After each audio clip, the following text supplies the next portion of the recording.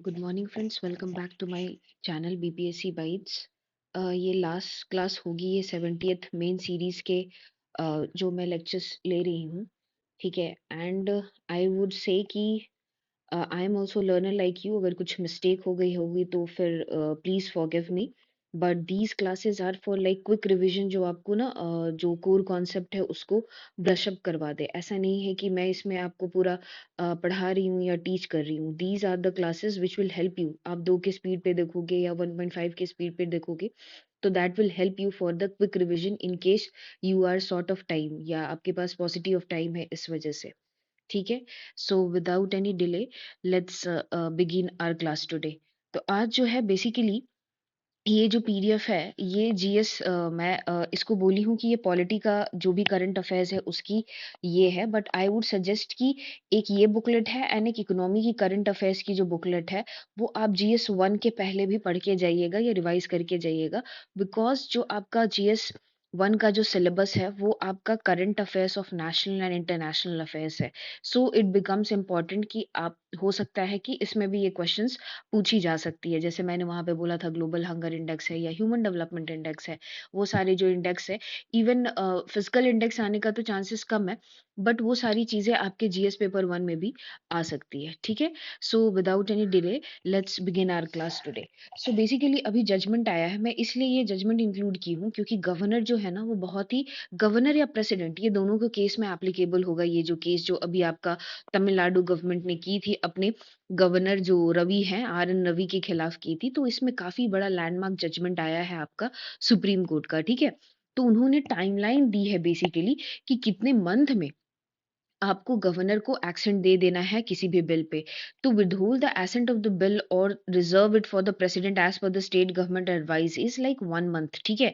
To withhold assent of the bill against the state government advice is 3 month. To reserve the bill for the president against the state government advice, ये same चीज है।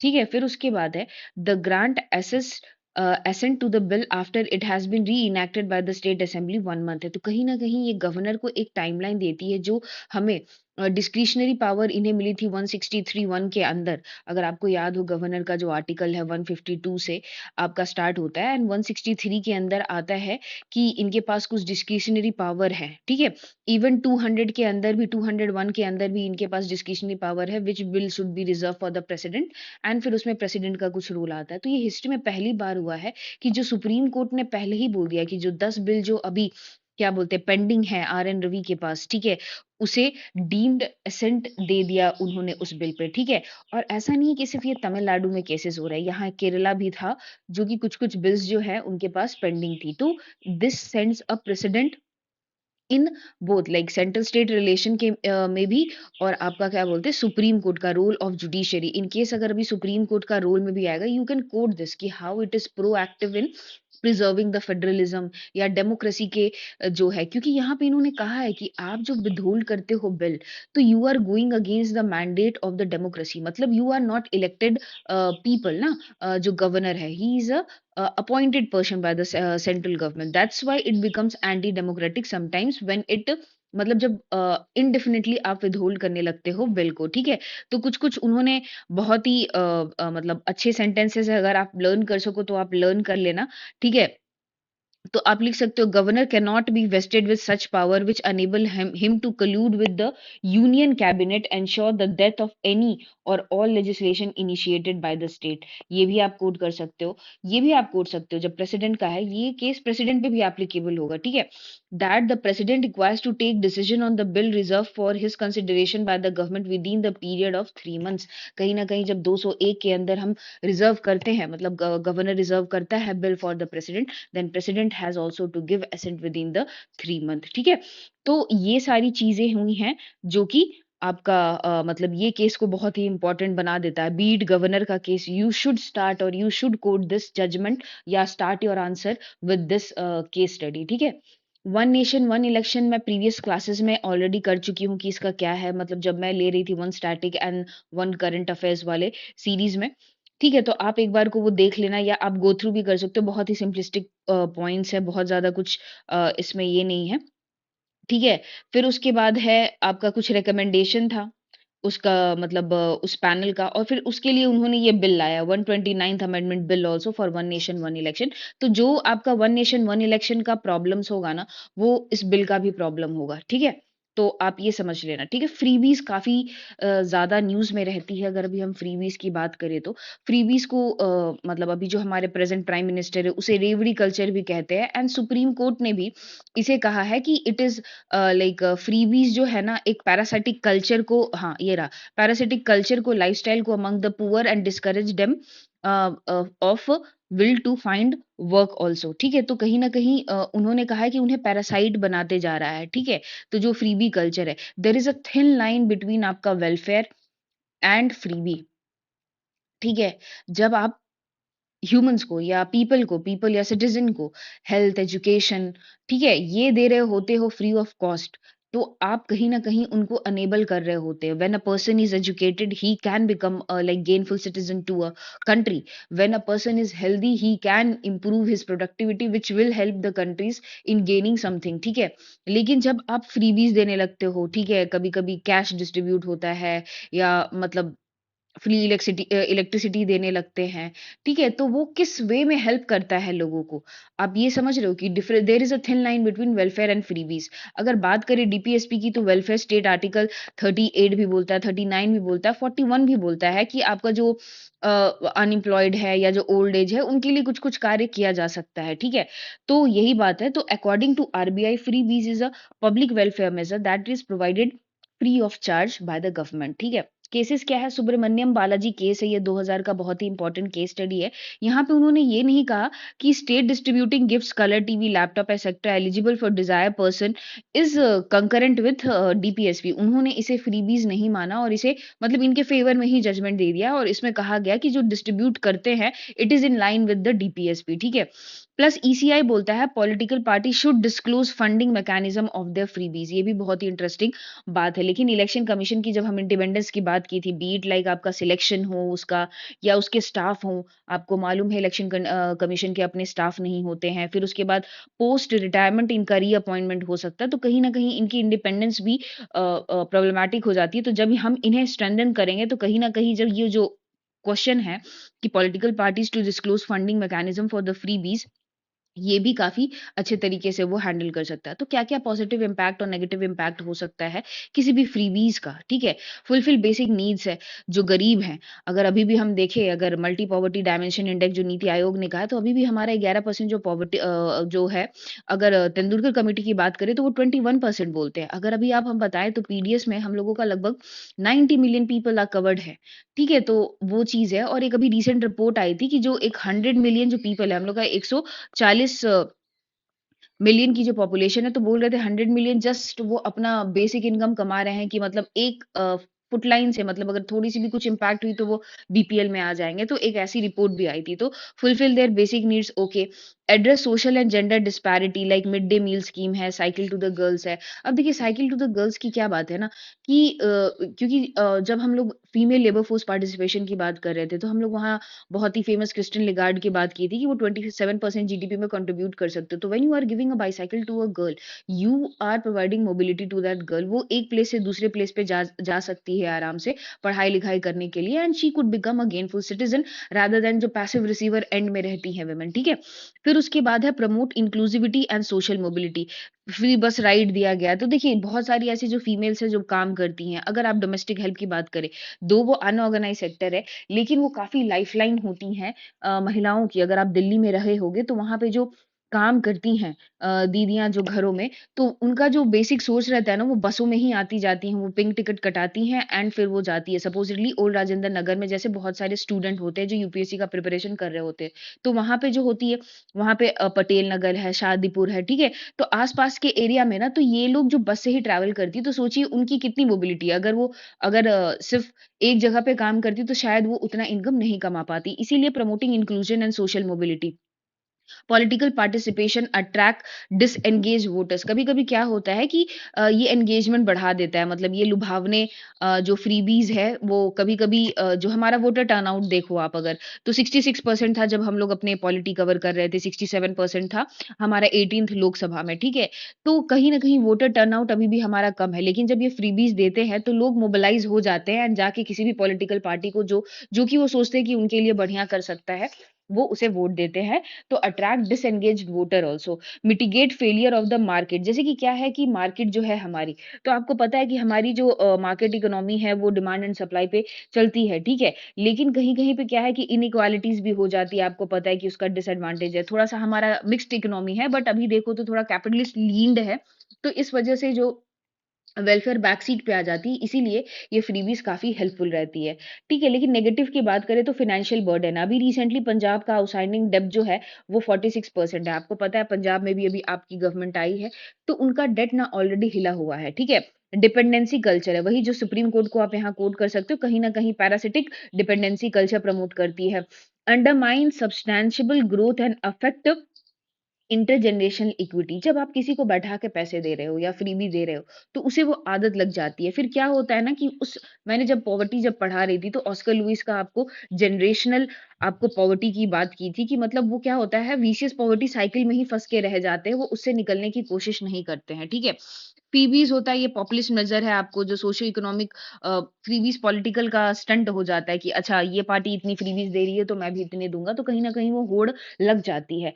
Undermine market, divert the resources away from the investment. अब जो government है, ठीक है, वो कुछ गेनफुल कैपिटल एसेट क्रिएट करने में यूज़ कर सकती थी, बट चूँकि उसे फ्रीबीज़ देना है तो वो जो रिसोर्सेज़ है वो उसे डाइवर्ट कर रही है आपके फ्रीबीज़ में, जो कि जिससे कैपिटल क्रिएशन नहीं हो रहा है, जो कि हमारे इकोनॉमी के लिए बहुत ही डेंजरस होता है, ठीक है? तो there has been blurring of line between welfare and the freebies. Steps to be taken in way forward, physical prudence and debt management की बात है। ठीक है, फिर उसके बाद है बिल्ड पॉलिटिकल कंसेंसस है, reduce the misuse of welfare scheme है, रोल ऑफ ईसीआई है, ensure transparency, electoral promise and इसको भी बहुत ही ज़्यादा स्ट्रेंथन करने की ज़रूरत है इलेक्शन कमीशन को। Skill development and self reliance, देखिए both demand and supply side दोनों ही। ठीक है, डिमांड साइड में जैसे लोग हैं वो सोचते हैं कि अरे फ्री भी दे रहा है तो बहुत ही अच्छा है, तो उन्हें भी कम से कम कैपेबल बनाना चाहिए कि वो अपने से ही कमा खा पाएँ एंड हमारी इकोनॉमी अच्छे से करे और हम जो विकसित भारत का देख रहे हैं सपना वो भी पूरा हो। सप्लाई साइड में भी क्या है ना कि गवर्नमेंट को भी ये तो डिमांड साइड हो गया, सप्लाई साइड में भी वही गवर्नमेंट का जो है कि पॉलिटिकल विल होना चाहिए कि हम लोग वेलफेयर और फ्रीबीज में डिस्टिंग्विश कर सके एंड थोड़ा सा हम लोग कल्चर ऑफ उसको क्या बोलते हैं, जैसे आपका सुप्रीम कोर्ट में बोलते हैं रिस्ट्रेन, तो यहाँ पे पॉलिटिकल पार्टी भी रिस्ट्रेन को अडॉप्ट कर सकती है। Judicial oversight and intervention, judiciary भी इसमें अच्छा काम कर सकती है कि एक एक्सपर्ट कमिटी बैठा दे जिसमें नीति आयोग के कुछ मेंबर रहे, कुछ आरबीआई के रहे, कुछ फाइनेंस कमीशन के रहे और जो फ्रीबी दी गई है उनकी इम्पैक्ट असेसमेंट मतलब पढ़ी जा सके कि मतलब सपोजिटली दिल्ली में फ्री इलेक्ट्रिसिटी दी गई है या फ्री वाटर दी जा रही है, तो उसका इम्पैक्ट क्या हो रहा है to the most vulnerable person, उसकी भी स्टडी होनी चाहिए। ग्लोबल एग्जांपल क्या है? देखिए, श्रीलंका ने बहुत ज़्यादा टैक्स रिड्यूस किया था, तो आपका वहाँ पे कोलैप्स हो गया था। तो आप ये सब एग्जांपल दे सकते हो कि freebie in long term are not sustainable. Capability approach जो है अमर्त्य सेन की वो भी है। एनके सिंह 15 फाइनेंस कमीशन बोलते हैं कि फ्रीबीज़ जो है वो कहीं न कहीं आपका इकोनॉमिक डिज़ास्टर्स में कन्वर्ट हो सकता है। इसीलिए बहुत ही केयरफुल और नुआंस्ड अप्रोच अपनानी चाहिए हमारी गवर्नमेंट को and there should be like there is a thin line difference between freebies and welfare, so nuanced approach there should be like development भी हैम्पर नहीं हो हमारा एंड पीपल का वेलफेयर भी हो, ठीक है? फिर ये है ये आपका टॉपिक हो गया फ्रीबीज का। थ्री लैंग्वेज फॉर्मूला, ये भी काफी न्यूज़ में है, ठीक है? तमिलनाडु ने इसे अडॉप्ट करने से मना कर दिया है एंड गवर्नमेंट ने बोला कि अगर आप अडॉप्ट नहीं करोगे तो हम समग्र शिक्षा अभियान के अंदर आपको 2000 करोड़ का जो भी फंड मिलता है, सीएसएस है, ये सेंट्रली स्पॉन्सर्ड स्कीम है, आपको नहीं दिया जाएगा। वो बोला तुम जितना भी दे दो हम अडॉप्ट नहीं करेंगे, या फिर बजट में उन्होंने रुपी की जगह अपना तमिल में यूज़ किया था, ठीक है? तमिल वाला जो लेटर है वो रिप्लेस किया था। तो बेसिकली अगर हिस्ट्री देखें थ्री लैंग्वेज फॉर्मूला का, तो आर्टिकल 351 जो बोलता है गवर्नमेंट का, union duty is bound to promote Hindi language, ठीक है। कोठारी कमीशन ने 1964 में बोला था, एनईपी 1968 में बोले थे, 1992 में programme action for the mother tongue भी है, फिर आरईटी राइट टू एजुकेशन भी बोला है, एंड लास्टली अभी एनईपी 2020 आई है, उन्होंने भी ये थ्री लैंग्वेज पॉलिसी की बात की है, ठीक है। तो जनरली अगर आप देखते होगे तो नॉर्थ में हमारे स्कूलों में हम लोग हिंदी, इंग्लिश और संस्कृत भी रहता है, तो कहीं ना कहीं हम लोग थ्री लैंग्वेज फॉर्मूला अडॉप्ट कर रहे हैं, ठीक है। तो जितने भी साउथ में है तो आप देख लेना, जितने भी मतलब आईसीएसई बोर्ड हो, सीबीएसई बोर्ड हो, ये 3 चीज़ पढ़ाया जा रहा है, ठीक है? तो क्यों है ऐसा? NEP 2020 requires to learn 3 language with 2 being Indian and री प्लस मतलब being Indian language and 1 regional flexibility to promote multilingualism, ठीक है? ऐसा क्या है कि अब देखिए हमारा इतना ज़्यादा फोकस हो गया है कि इंग्लिश पे, नो डाउट हम लोग जब से ग्लोबलाइजेशन हुए, इंग्लिश थोड़ा गेन इंपॉर्टेंस हुआ। There are many local dialects जो कि बहुत ही मुश्किल से सर्वाइव कर पा रही है। इसीलिए थोड़ा-सा मल्टीलिंगुअलिज़्म को प्रमोट करने के लिए आपका थ्री लैंग्वेज फ़ॉर्मूला काफ़ी इम्पोर्टेंट है। Advantages of three language formula, enhance access inclusion, wider education access होता है, पेरेंट इन्वॉल्व हो सकते हैं, प्लस मार्जिनाइज़ भी इन्वॉल्व हो सकते हैं। अब देखिए क्या होता है कि जब पिताजी लोग, मम्मी लोग तो सोचती हैं कि हम लोग चलिए बच्चे को डाल देते हैं अंग्रेजी मीडियम स्कूल में और उन्हें पढ़ाते हैं। बट द पॉइंट इज़ वो खुद नहीं इंग्लिश बोल पाते, तो इससे क्या है कि पेरेंट्स का इन्वॉल्वमेंट जो होता है टीचिंग में, देखिए teaching is not about education also, बहुत ज़्यादा एथिकल भी होता है, आपको एथिक्स सिखाते हैं, सोशल स्किल्स सिखाते हैं, तो वो सारी चीज़ों में कहीं न कहीं पेरेंट्स का रोल डिक्रीज़ हो जाता है। जब मार्जिनाइज़ की बात करें तो उनके पास तो एक्सेस नहीं होता ना, तो उनको भी तो एक राइट बनता है एजुकेशन का, इसीलिए लोकल डायलेक्ट में आपको पढ़ाने के लिए मदद करता है। That is the advantages of three language formula. Improve आपका लर्निंग आउटकम्स होता है। एक्सप्रेस इंक्विजिट बेटर एकेडमिक, आपको देखा गया है कि जब एसर का रिपोर्ट है तो आपको पता है कि जो इनिशियल डेज़ में जो हैं आपके, बहुत ही लर्निंग आउटकम्स अच्छे नहीं होते हैं। लेकिन अगर वही हम मदर टंग में उनको पढ़ाया जाए, मैथ्स को, इंग्लिश इंग्लिश तो नहीं पढ़ा सकते, या कुछ भी साइंस को, ठीक है? तो वो काफ़ी अच्छा लर्निंग आउटकम देता है, ठीक है? Support sustainable development, culture preserving होती है, सोशल हार्मनी होती है। कहीं न कहीं जब हम लैंग्वेज या आपको क्या बोलते हैं कल्चर को जोड़ते हैं, देखिए लैंग्वेज बहुत ज़्यादा क्लोज़ली रिलेटेड होता है कल्चर से, तो वो प्रिज़र्व करता है, and one of the goals of sustainable development is that is cultural preservation. Facilitate national integration, जब थ्री लैंग्वेज फॉर्मूला पॉलिसी है, सपोज़िडली अगर एक नॉर्थ का बंदा है, कोई स्कूल अगर बोला कि नहीं हम आपको कन्नड़ा सिखाएँगे या हम आपको तेलुगु सिखाएँगे या मलयालम सिखाएँगे ये, तो कितना अच्छे से इंटीग्रेट करेगा। या बीट अगर साउथ में जाकर वो बोले कि आप हिंदी लर्न करोगे, ठीक है? तो उनको हेल्प करेगा जब भी आस-पास में जो कम्युनिकेशन गैप आती है, वो सारी चीज़ें नहीं होंगी, ठीक है? फिर अगेंस्ट थ्री लैंग्वेज अभी आप देख लो, इसका सबसे बढ़िया एग्ज़ाम्पल है politicisation, son of a soil concept है। अभी आप देख लो बहुत ज़्यादा महाराष्ट्र में मराठी नहीं बोल रहा है तो उसे पीट दे रहा है, ठीक है? कन्नडा में कन्नडा नहीं बोल रहा है तो उसे पीट दे रहा है। तो ये सन ऑफ अ सॉइल कॉन्सेप्ट होता है कि तुम यहाँ रहोगे तो यहीं की भाषा बोलोगे, ठीक है? India was never for that, ठीक है? Language learning should be a choice, कहा जाता है कि ये फोर्स किया जा रहा है थ्री लैंग्वेज फॉर्मूला, वो हमेशा चॉइस पे होनी चाहिए। Struggle in primary education confusing and stressful, क्या होता है कि जब बच्चा होता है उस पे जब थ्री लैंग्वेज फॉर्मूला का आप दे देते हो तो वो बच्चा ओवरबर्डन हो जाता है। एक तो एक्स्ट्रा करिकुलर एक्टिविटीज रहती है, प्लस खेलना भी रहता है, प्लस पढ़ना भी रहता है, प्लस उसमें से लैंग्वेज भी आप ऐड कर दोगे तो कहीं ना कहीं आपके उसके सिलेबस को काफी स्ट्रेसफुल बना दोगे। शॉर्टेज ऑफ क्वालिफाइड टीचर है। अब देखो आप अगर बिहार में तमिल पढ़ाना चाहते हो, कन्नड़ा पढ़ाना आपको टीचर मिलेगा? नहीं मिलेगा। इट इज़ डिफ़िकल्ट, या आपको वहीं से लाने पड़ेंगे कोई लोकल ट्यूटर को। तो हर एक स्कूल में ऐसे प्रोवाइड करना, और कितने नंबर ऑफ स्टूडेंट है, हो सकता है कि एक क्लास में 30 बच्चे हैं, उसमें से सिर्फ़ 2 ही पढ़ना चाहता है, तो आप फ़िज़िबिलिटी भी आप समझो कि बहुत ज़्यादा फ़िज़िबल भी नहीं है। एग्ज़ीक्यूशन डिफ़िकल्टीज़, जैसे हरियाणा ने कोशिश किया था कि हम तमिल सिखाएँगे, बट वो सक्सेसफुल नहीं हुआ, ठीक है? टेक्नोलॉजिकल रिड्यूसेस बैरियर, अब बोल रहा है कि भाई अब थ्री लैंग्वेज फॉर्मूला की क्या ज़रूरत है जब गूगल ट्रांसलेट है, गूगल जेमिनी है, हमारा भाषिनी ऐप भी है जो आपका रीजनल लैंग्वेज में आपको हेल्प करता है, इसीलिए बहुत ज़्यादा ज़रूरी नहीं है। तो अब क्या है, स्टेप्स क्या-क्या लिया गया है आपको? तो देखिए बहुभाषा शब्दकोश आपका है, भारतीय भाषा पुस्तक स्कीम है, डिजिटल टेक्स्ट बुक है, भाषिनी एआई लैंग्वेज ऐप है, अस्मिता है जहाँ पे 22,000 बुक को 22 शेड्यूल लैंग्वेजेज़ में कन्वर्ट किया गया है, ठीक है? तो ये सारी चीज़ें स्टेप्स लिया गया है टू प्रमोट हिंदी या रीजनल लैंग्वेजेज़, ठीक है? वे फॉरवर्ड क्या है, prioritise education quality rather than fighting over कि भाई हम हिंदी अडॉप्ट नहीं करेंगे, हम तमिल नहीं अडॉप्ट करेंगे। इससे बेटर है कि we should focus on the educational quality of education should be better. Aligning with UNESCO multilingual education guidance, data driven होना चाहिए, लर्निंग मॉड्यूल होना चाहिए, क्वालिफाइड टीचर होने चाहिए, ठीक है? और उसको अलाइन करना होगा। Cooperative federalism is one of the example जहाँ पे आप 3 लैंग्वेज फार्मूला को सक्सेसफुल बना सकते हैं, ठीक है? फिर उसके बाद आता है मखाना एंड मखाना बोर्ड। ये काफ़ी इम्पोर्टेंट है, आपको पता है बजट में गवर्नमेंट ने सेटअप करने के लिए मखाना बोर्ड के लिए बिहार को चुना है, ठीक है? Budget 2025 and 26 make makhana board in Bihar under agriculture first engine for Indian development, ठीक है? एलोकेशन लगभग 100 करोड़ का हुआ है। बोर्ड विल फोस्टर, बोर्ड का क्या काम रहेगा? To improve production, processing, value addition and marketing, handling and training and support to makhana farmers, अगर streamline all operation and collective bargaining and organise FPO. आपको पता है 90 टू 80% जो मखाना का प्रोडक्शन है बिहार में ही होता है। अगर देखा जाए तो आई थिंक 13 या 10 डिस्ट्रिक्ट है जो कि आपका ये मखाना 1 2 3 4 5 6 7 8 9 10 हैं ऐसे जो आपको मखाना प्रोड्यूस करते हैं। अगर देखें तो सीतामढ़ी है, मधुबनी, सुपौल, अररिया, किशनगंज, एंड ये मैप आप जरूर बनाइएगा। 95% of the makhana production, maps and diagrams are very important. Challenges क्या-क्या है? लो प्रोडक्टिविटी है, ट्रेडिशनल वे से अभी भी कर रहे हैं गाँव गाँव गाँव में जब भी ये होता है 1.7 टू 1.9% पर हेक्टेयर ही होता है आपका मखाना। लैक ऑफ प्रोसेसिंग इंफ्रास्ट्रक्चर, आप देख लो बिहार की ऑलरेडी इंफ्रास्ट्रक्चर की हालत खराब है, तो इसीलिए कोई फूड प्रोसेसिंग यूनिट नहीं है, लोअर रेट मिलता है आपको, ठीक है? एक्सपोर्ट बैरियर है, only 2% of Bihar makhana production meet global standard, क्योंकि देखिए इंफ्रास्ट्रक्चर नहीं रहेगा तो ऑब्वियसली हम लोग इंटरनेशनल स्टैंडर्ड मीट नहीं कर पाएँगे, ठीक है?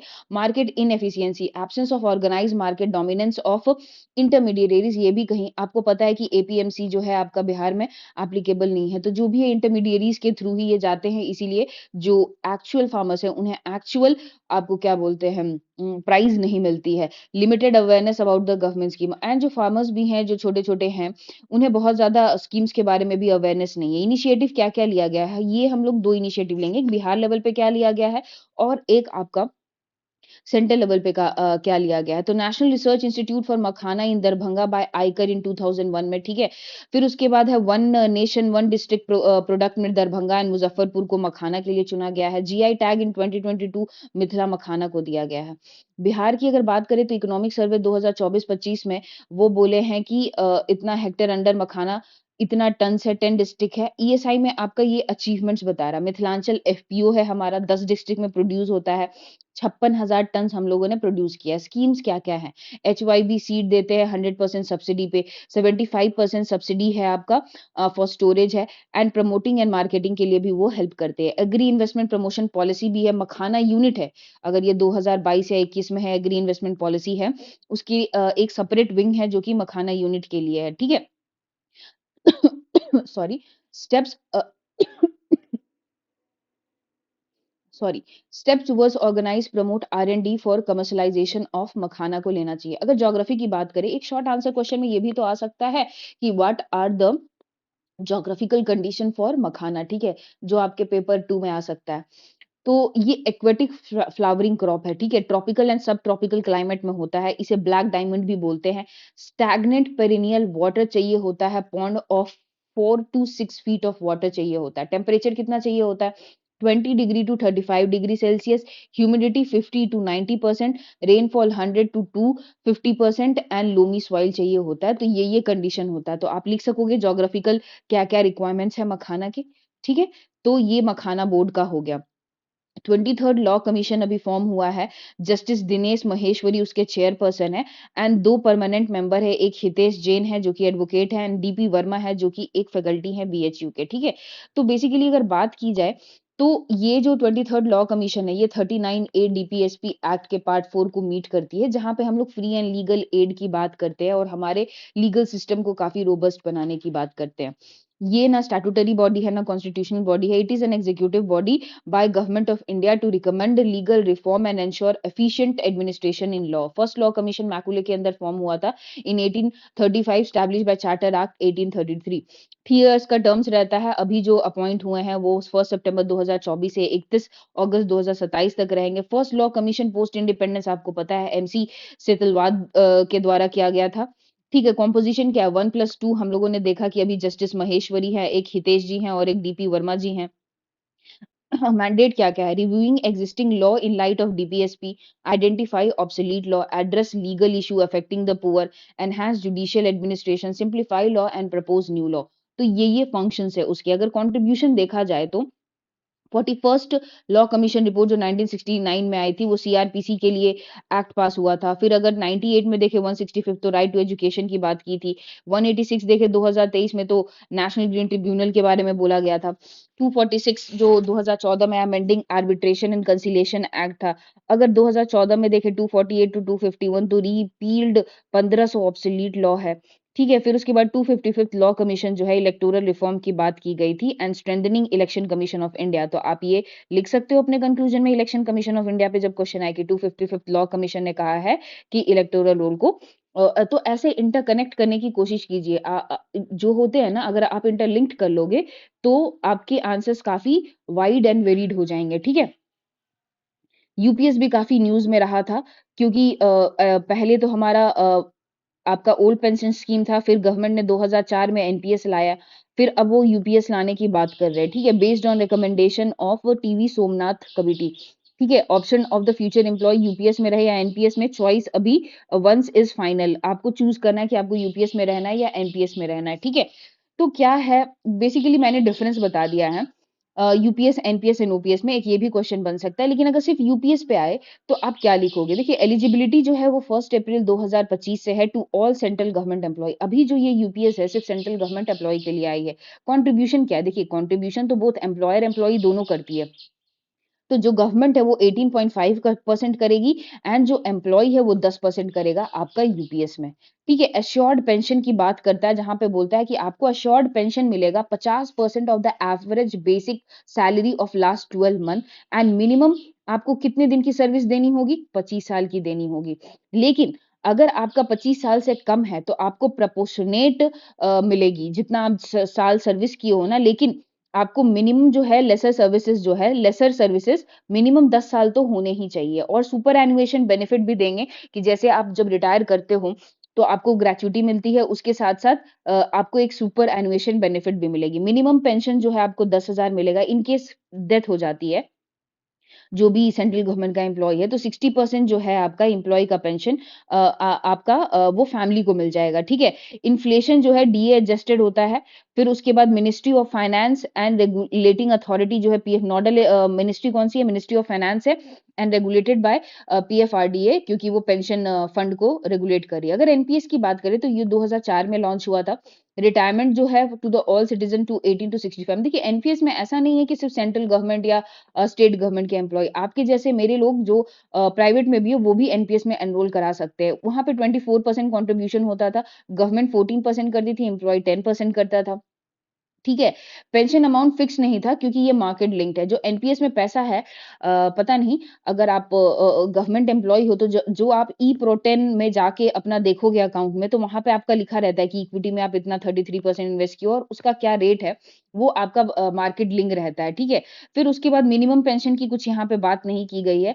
फिर benefit from accumulated pension wealth है, पेंशन वेल्थ से जो एक्यूमुलेट हुआ है वो है। इन्फ्लेशन का कोई बात नहीं किया गया। क्यों नहीं बात किया गया? क्योंकि वो ऑलरेडी मार्केट लिंक्ड है। मार्केट अगर इन्फ्लेशन बढ़ रही है तो आपका रेट भी उधर बढ़ेगा, घट रहा है तो उसी हिसाब से वो ये करेगा, उस पे एक्ट करेगा। इस वजह से इसमें नहीं दिया गया। तो बेसिकली यही 2 चीज़ है। आप ओल्ड पेंशन स्कीम भी पढ़ सकते हो, उसमें 50% of last basic salary drawn है।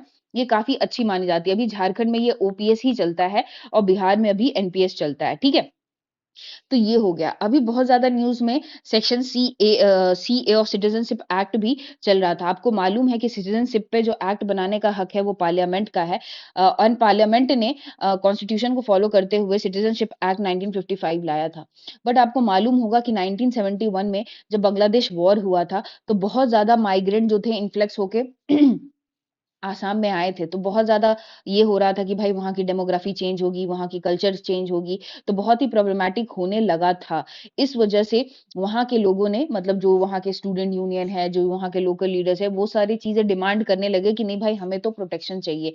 इस वजह से ये सारी चीज़ें आई थी, अगर आप उसको देखो तो। तो ये जजमेंट आई थी, उन्होंने अपहेल्ड किया है 6A को। वो बोला कि नहीं-नहीं, गवर्नमेंट ने जो 6A लाया है, वो सही है। ठीक है? उन्होंने ये कहा 5 जजेस bench Constitutional bench of Supreme Court led by Justice G.Y. Chandrachud upheld Section 6A of Citizenship Act 4:1 के मेजोरिटी में उन्होंने एक कोई डिसेंडिंग जज होंगे, ठीक है। फिर उसके बाद बैकग्राउंड क्या है, war of 1971 mass exodus of Bangladeshi in order to safeguard Assamese people, ये लाया गया था। अग्रीमेंट जो साइन हुआ था 15 अगस्त 1985 को साइन किया गया था, ये सेंट्रल गवर्नमेंट थे, आसाम गवर्नमेंट थे, ये ट्राइपार्टाइट अग्रीमेंट था एंड आसाम के लीडर्स थे। तो देखिए उसमें क्या कहा गया है, ये वाला डायग्राम आप जरूर बनाना।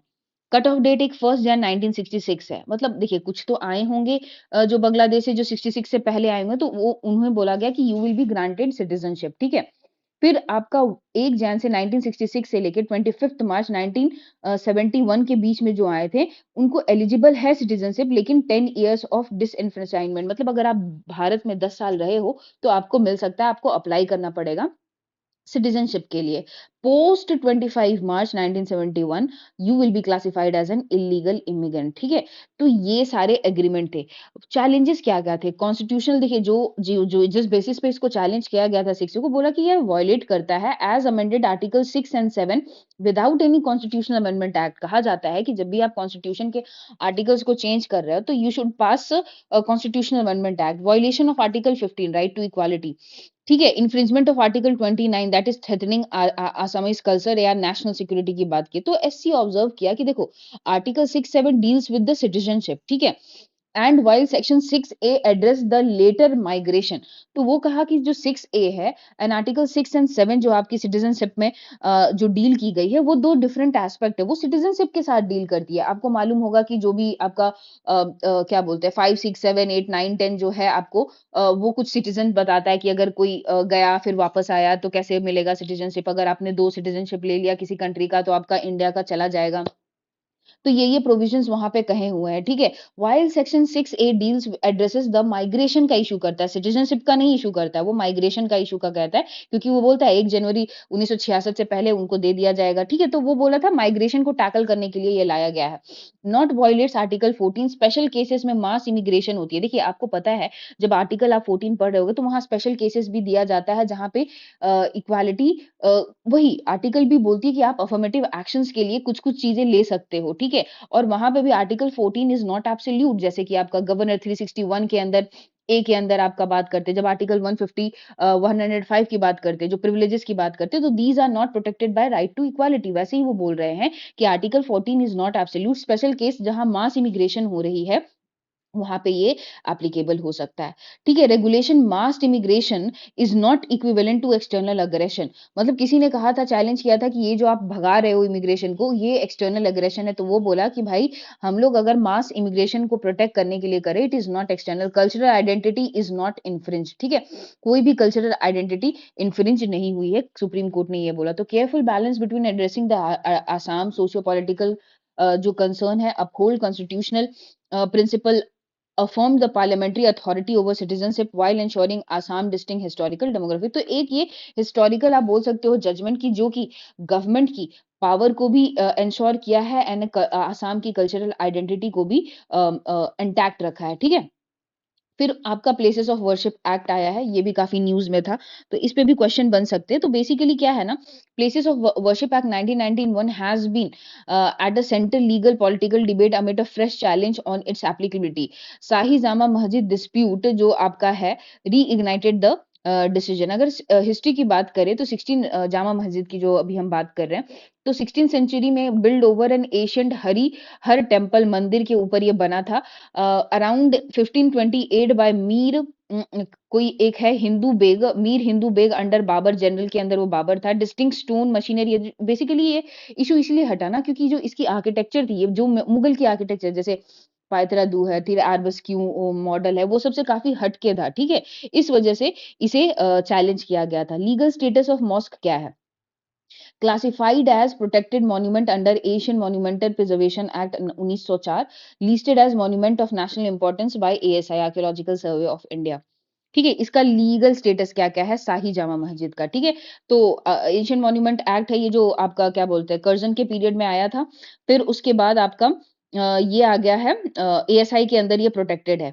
तो POW 1991 prohibits any alteration in the religious character of the site as it existed on August 15। तो कहता है कि प्लेसेस ऑफ वर्शिप एक्ट बोलता है कि आप कुछ भी चेंज नहीं कर सकते, कोई भी रिलीजियस स्ट्रक्चर हो जो 15 अगस्त 1947 में था। ठीक है, तो बेसिकली आप यही समझो। तो ऑब्जेक्टिव क्या था? बेसिकली देखिए, जब उस समय भारत आजाद हुआ था, बहुत ही फ्रेजाइल टाइम से गुजर रहा था, कम्युनल टेंशन आपको पता है कि एट इट्स पीक थे। तो इस वजह से इसको लाने की दरकार पड़ी कि प्रिजर्व रिलीजियस कल्चर है, प्रिवेंट कम्युनल डिस्प्यूट है एंड प्रोहिबिट कन्वर्जन है। कहीं ऐसा ना हो कि कोई फोर्सफुल कन्वर्जन कर दे जो भी आपका रिलीजियस स्ट्रक्चर है। ठीक है, प्रोविजन क्या क्या है आप देख सकते हैं, बहुत याद करने की जरूरत नहीं है। सेक्शन 3 बोलता है prohibit conversion of the religious, जो भी आपका मॉन्यूमेंट है। सेक्शन 4 कहता है freezing religious status as on August 15 अगस्त, क्योंकि उससे अल्टर नहीं कर सकते। Bar all legal proceeding related to dispute before 15 अगस्त। एंड सेक्शन 5 ना एक्सेप्शन क्रिएट किया था राम जन्मभूमि के अंदर जो किया था। And also Asian monument archaeological service cover under Asian monument archaeological site remains act 1958। Cases already solved या रिजॉल्व म्यूचुअली वो सब कवर्ड नहीं होंगे। तो SC observed that inquires into religious character of places of worship act could be allowed as long as it do not changes the religious statue, status. ठीक है, तो यहाँ पे जो सुप्रीम कोर्ट बोला है कि देखो भाई, हम वहां पे जब इसको सर्वे करवाने के लिए दिया जा रहा है तो हम उसके रिलीजियस स्ट्रक्चर को कुछ अल्टर करने का डिमांड नहीं करें। So it is not violation of places of worship act 1991, ये यही बोला। Observe that inquires into religious character of places of worship act could be allowed as long as they do not change the religious। so this legal debate over surveys and historical investigation, क्योंकि आप change नहीं कर रहे हो, आप तो बस सर्वे करवा रहे हो, इसीलिए आपका ये आपका वायलेशन नहीं है प्लेसेस ऑफ वर्शिप एक्ट का। तो देखिए, आपका प्लेसेस ऑफ वर्शिप एक्ट का ना कुछ कंसर्न्स है एंड क्रिटिसिज्म है एंड वे फॉरवर्ड है। प्लेसेस ऑफ वर्शिप एक्ट है, काफी पुराना हो गया एक्ट, तो ये भी बात है, आज के डिमांड्स को मीट नहीं करती है। तो लिमिट्स जुडिशियल रिव्यू। ठीक है, वो बोलता है कि आप जुडिशियल रिव्यू नहीं कर सकते, तो कहीं ना कहीं ये violation of basic structure doctrine है, जो कि मिनरा मिल केस में अपहेल्ड हुआ था। ठीक है, कंट्रोवर्शियल कट ऑफ देते हैं। आप 15 अगस्त 1947 ही क्यों डिसाइड किया? आप क्यों नहीं डिसाइड किए कि भाई 1900 है? कोई क्यों नहीं डिसाइड किया 1800 है? So it is arbitrary and restrictive, preventing certain religious community from reclaiming. देखिए, थोड़ा सा इसको उसको रिलीजियस व्यू से भी देखा जा रहा है कि आर्बिट्री है एंड रिस्ट्रिक्टिव इन नेचर है, preventing certain religious community from reclaiming historical significant site. ठीक है, लीगल एंड कॉन्स्टिट्यूशनल भी चैलेंज है। Petition have challenge the act violates right to Hindu, Jain, Buddhist and Sikh for prevent them from reclaiming what is theirs. ठीक है, exemption of Ayodhya, selective legal treatment, no uniform approach है। आप क्यों ही एक को ही एक्सक्लूड कर रहे हो, क्यों नहीं और सबको भी एक्सक्लूड कर रहे हो? तो ये जो आपका आर्बिट्री सिलेक्शन है वो भी आर्बिट्री है। कम्युनल सेंसिटिविटीज है एंड पॉलिटिकल इम्प्लीकेशन है। ठीक है, इसका ये जो एक्ट है वो काफी सेंसिटिव मैटर भी है। Impact on secularism, intent was to preserve the critics claim, suppress the legitimate historical claim.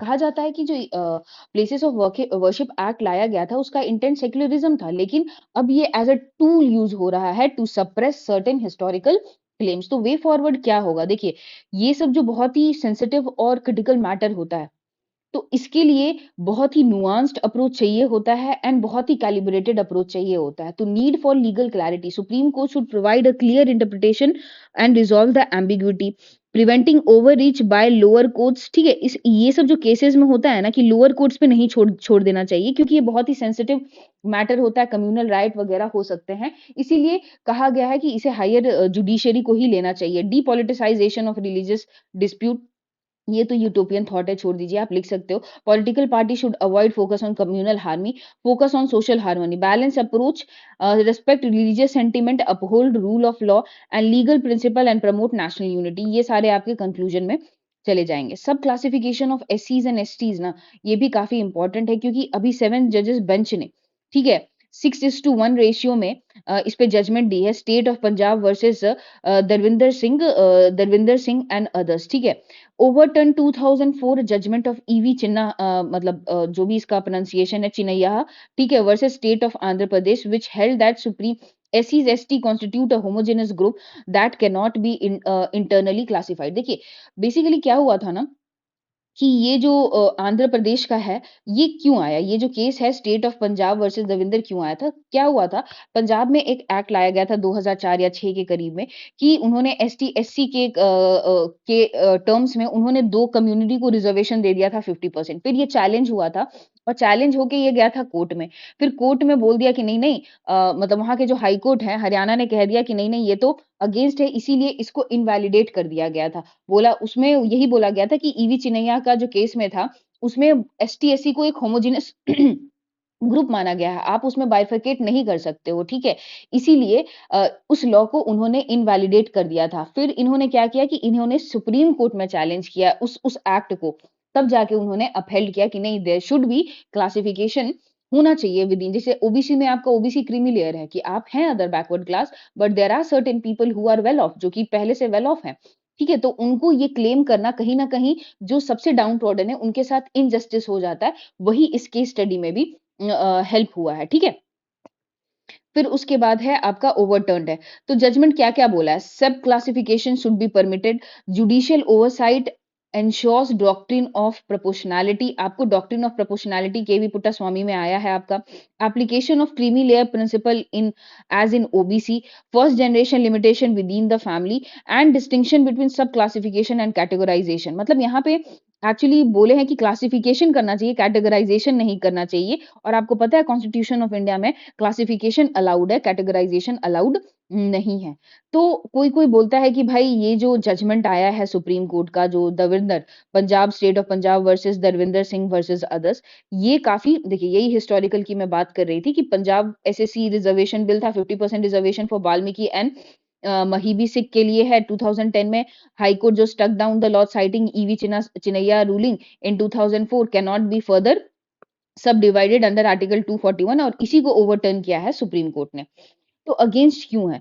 देखिए erosion of homogeneity and fragment देखिए अब क्या होता है कि जब आप उसमें लेयर ला दोगे तो अब उनमें भी डिवीजन आ जाएगा तो आप और सब क्लासिफिकेशन करने लगोगे तो ये पैंडोरा बॉक्स का ओपन जैसा हो जाएगा। रिस्क ऑफ इनइक्वालिटी है may create a new disparity with in the already marginalised जो है। पॉलिटिकल मैनिपुलेशन हो सकता है, इलेक्टोरल गेन के लिए इसको यूज़ किया जा सकता है। पैंडोरा बॉक्स ऑफ ट्रबल है। आज आप बोल रहे हो कि एससी एससी में क्लासिफिकेशन लाना चाहिए। फिर ओबीसी में क्रीमी लेयर आ गया, तो फिर वो क्या करेंगे कि जाति के हिसाब से और सब क्लासिफिकेशन में वो जाने लगेंगे। इसका कोई अंत नहीं होगा, ठीक है? कोई-कोई बोलते हैं फॉर में है कि भाई ये जो जजमेंट है काफ़ी सही है, जो आना चाहिए एसटी-एससी में आपका क्रीमी लेयर का कॉन्सेप्ट जो है टारगेटेड अफर्मेटिव एक्शन है। हाँ भाई, अगर कुछ लोग वेल ऑफ हो गए हैं, जो first generation well off reap off कर चुके हैं, उन्हें हटा दीजिए, बाकी जो बेनिफिट नहीं रीप ऑफ किए हैं, उन्हें देना चाहिए। टारगेटेड होगा, मोर टारगेटेड होगा।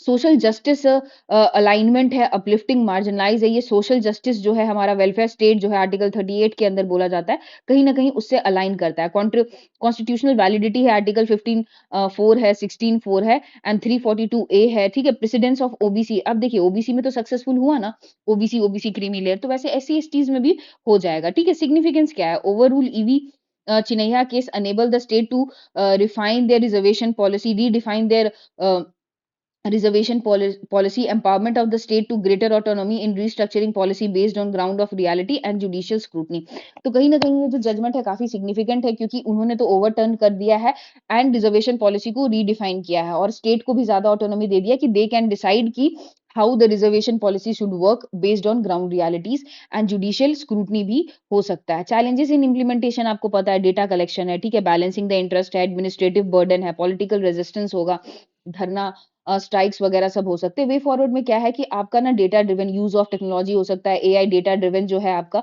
आप वहां पे डेटा कलेक्ट कर सकते हो फिर उसके बाद सब क्लासिफिकेशन करोगे ट्रांसपेरेंट रखोगे अपने मैकेनिज्म को तब वो हेल्प करेगा लॉन्ग टर्म डेवलपमेंट पे फोकस होना चाहिए rather than short term political gain पे ठीक है लैंडमार्क वर्डिक है allow state to adopt more nuanced approach and affirmative action targeted support to the most disadvantaged and prevent political misuse तो आपका ये हो गया ठीक है ये बहुत ही न्यूज में था ये काफी क्वाइट सिंपल है आपका डिफरेंस बिटवीन बहुत ही फार फेच है कि ये पूछेगा कि president of India and USA का इलेक्शन में क्या क्या डिफरेंस है तो आप एक बार को पढ़ लेना जैसे प्री इलेक्शन में देखिए हमारा सिर्फ हेड ऑफ द स्टेट होता है उनका head of the state and head of the government होता है हमारा हेड ऑफ द गवर्नमेंट कौन होता है प्राइम मिनिस्टर होता है ठीक है? इलेक्शन का भी चेंज मतलब काफ़ी डिफरेंस होते हैं, ठीक है? इलेक्टोरल कंपोज़िशन बोले तो यहाँ पे सिटिज़न्स होते हैं प्रेसिडेंट में, हमारे में एमपीज़ एंड एमएलए होते हैं, ठीक है? य वहाँ यहाँ पे 5 साल का टर्म होता है इंडिया में, यहाँ पे 4 साल का टर्म होता है। सेंट्रलाइज़ इलेक्टोरल बॉडी है, डज़ नॉट एक्सिस्ट है, यहाँ पे इलेक्शन कमीशन है। नंबर ऑफ इलेक्टर्स है, यहाँ पे कुछ ऐसा है नहीं कि मतलब 3 ईयर स्टेट है, रेस्ट है, यहाँ पे आपको पता है कि value of the votes and MLA है। वोटिंग आपका प्रोपोर्शनल रिप्रेजेंटेशन है, यहाँ पे डायरेक्टली वोट होता है कैंडिडेट का। काउंटिंग क्या है? Winner take all the approach. और यहाँ पे आपका प्रोपोर्शनल रिप्रेजेंटेशन होता है। Difference with respect to power आपको पता है। हम लोगों का बस ऐसे क्या होता है de jure and de facto है, तो ये डी जूरे हेड ही है, हमारा सेरेमोनियल हेड है, नॉमिनल एग्जीक्यूटिव है, limited to send bill and reconsider, significant role होता है, head of the state and the government होता है। ठीक है, तो आप एक बार को पढ़ लेना, यहाँ पे मैंने स्पीकर का भी रोल दे दिया है, जो कि काफी कंट्रोवर्शियल रहता है। जबकि और अभी इस बार क्या हुआ है ना, कि बहुत दिनों बाद जो है स्पीकर का इलेक्शन हुआ था, फिर से ओम बिरला ने मतलब ये मतलब वो जीते हैं एंड बने हैं, एंड अभी कंट्रोवर्सीज भी होते रहती है कि वो भाई मेंबर ऑफ ऑपोजिशन को वो बर्खास्त कर देते हैं। अभी शायद जून या जुलाई में उन्होंने 100 एमपीज़ एंड एमएलएज़ को सस्पेंड कर दिया था, जो कि आपके अपोजिट पार्टी से थे। तो कहीं न कहीं एक्चुअली जैसे गवर्नर का रोल बहुत ज़्यादा कंट्रोवर्सी में रहता है, आजकल आपका स्पीकर का रोल काफ़ी कंट्रोवर्सीज़ में रहता है। Speaker is considered as a referee of the house presiding officers है। क्या डुअल रिस्पांसिबिलिटी है? Facing controversy, misuse of power है, under anti defection law, delay in the disqualification petition है, जैसे महाराष्ट्र के स्पीकर के केस में है। इनहेरेंट पार्टीशन बायस है, क्योंकि आपका क्या होता है कि वो किसी ना किसी लीडर पार्टी से होते हैं। एलीग मिसयूज ऑफ डिस्क्रिशनरी पावर, जैसे मनी बिल है कि नहीं है। ठीक है, ये सारी चीजें कंट्रोवर्सी होते रहती है। तो एक्चुअली क्या है ना कि यहाँ पे true guardian of Indian parliamentary तो कहा जाता है कि जो स्पीकर है ना, दे शुड सुओ मोटो जो है पॉलिटिकल पार्टी से अपना रिजाइन कर देना चाहिए, एंड फिर उसके बाद आपका पॉलिटिकल डिजाइन करके वहां पे ये करना चाहिए, ताकि वो अनबायस्ड फैसले ले सके। ठीक है, क्लासिकल लैंग्वेज ये क्यों इंपॉर्टेंट है? क्योंकि पाली एंड प्राकृत को आपको दे दिया गया है क्लासिकल लैंग्वेज का दर्जा। तो about classical language serve as a custodian of Indian profound ancient and culture heritage. In 2004 government of India for the first time created a new category of language known as a classical language based on the linguistic expert committee by ministry of culture and Sahitya Akademi. आपको पता है कुछ कुछ criteria होना चाहिए कि 1500 से 2000 साल में होना चाहिए, इंडिया से ओरिजिनेट होना चाहिए, ठीक है, ओरिजिनल नॉट बोरोड होना चाहिए, literature being distinct from modern होने चाहिए। अगर आपको पता है सबसे पहला लैंग्वेज जो था क्लासिकल तमिल था, फिर संस्कृत हुआ, तेलुगु, कन्नड़ा, मलयालम, ओडिया जो लेटेस्ट था वो सबसे लेटेस्ट था। All this classical are listed in 8th schedule of the constitution. ठीक है, तो ये हो गया आपका क्राइटेरिया फॉर डिक्लेयरिंग, ये तो हम लोगों ने पढ़ लिया। अबाउट न्यू क्लास, प्राकृत जो है आपका, it refers to closely related to Indo Aryan language which is defining features and they were language. Prakrit reflect the regional subtype and it is various literary text है, Buddhist literature आप Pali and one of the Prakrit. ठीक है, पाली जो है आपका, it is traditionally been identify as the Magadhi Prakrit. अगर आपको इधर पता है कि गया औरंगाबाद तरफ हम लोग मगही बोलते हैं उसको, तो मगही जो है उसी से डिराइव हुआ है। Buddhist philosophy works on Dhammapada and stories of Jataka tales. ठीक है, तो ये सारी चीजें हैं, ये इसलिए इंपॉर्टेंट है। तो आपके इसके कंडीशंस याद करने हैं, कब क्या हुआ था, हिस्टोरिकल बैकग्राउंड में रिसेंटली क्या है। ठीक है, तो वो सारी चीजें हैं। Pali is also known as language of Theravada, Buddhist Theravada आपको पता है क्या है? हीनयान है या महायान है? ये हीनयान है, जिसे लेसर व्हील भी कहा जाता है। ठीक है, मराठी को भी दिया गया है, बंगाली एंड आसामीज को भी दिया गया है। ठीक है, बेनिफिट क्या होता है ये वाला आप पढ़ लेना, कि फाइनेंशियल असिस्टेंस मिलने लगता है जब एक लैंग्वेज क्लासिकल लैंग्वेज होता है, तो हमारी कहीं ना कहीं जो पाली प्राकृत लैंग्वेज है उसको बूस्ट मिलेगा। रिसर्च एंड डेवलपमेंट होने लगेंगे, डॉक्यूमेंटेशन एंड कंजर्वेशन होने लगेगा। ठीक है, एनहांस कल्चरल आइडेंटिटी हो जाएगी, एम्प्लॉयमेंट क्रिएट करेगा, जनरेट जॉब इन आर्काइविंग। ठीक है, फिर उसके बाद translating and publishing, study centres हो जाएंगे, क्योंकि अगर वो क्लासिकल लैंग्वेज हो गया तो उससे पढ़ाया भी जाएगा। इसीलिए बहुत ही इंपॉर्टेंट हो जाता है। स्टेप्स क्या क्या लिया गया है? डेडिकेटेड इंस्टीट्यूशन है, आपको पता है, संस्कृत के लिए राष्ट्रीय संस्कृत संस्थान है, तेलुगु एंड कन्नड़ा के लिए सेंटर ऑफ एक्सीलेंस है, national education policy focuses on all languages, UGC भी देते हैं आपका क्लासिकल लैंग्वेज के लिए जो ग्रांट्स है। ठीक है, तो इसीलिए ये हमारा इंपॉर्टेंट हो जाता है। ठीक है, ये सीओपी जो 29 है, आप पढ़ लेना, कुछ ज्यादा मेजर मेजर वैसा चीजें तो हुई नहीं है, बट पूछ सकते हैं। ये पेपर 2 में आपका मतलब क्या बोलते हैं, जब मैं environment and science and tech cover कर रही थी तो उस समय कवर करना भूल गई थी, तो एक बार गो थ्रू कर लेना। बहुत ही फैक्चुअल है, कुछ कॉन्सेप्चुअल नहीं है। ठीक है, तो आप इसको रीड कर लीजिएगा, ठीक है, अपने से। तो आप इसे समझ जाइएगा। और ये भी आप एक पढ़ लेना, सीबीडी है, कन्वेंशन ऑफ बायोलॉजिकल डाइवर्सिटी, ये भी पढ़ लेना आप, ये भी बहुत ज़्यादा फैक्चुअल नहीं है, थोड़े बहुत है। तो देखिए, जब हम सीओपी 29 की बात है, कहीं न कहीं हम क्लाइमेट चेंज की बात करेंगे, क्लाइमेट फाइनेंस की बात करेंगे, कुछ-कुछ स्टेप्स लिया गया है। जब सीबीडी की बात करेंगे, तो यहाँ कैली फंड क्रिएट किया गया है, जो कि आपका क्या बोलते हैं, बायोलॉजिकल डाइवर्सिटी, आपका बायोलॉजिकल डाइवर्सिटी का एबीसी, एक्सेस, बेनिफिट शेयरिंग होता है एंड कम्युनिटी की बात करते हैं, ठीक है? CBD is always related to ABC, that is access to the resources जो होता है, फिर बी से बेनिफिट शेयरिंग होता है, सी से कम्युनिटी का पार्टिसिपेशन होता है, ठीक है? तो ऐसे ही याद कर लिए, तो आप एक बार को ये रीड कर लेना।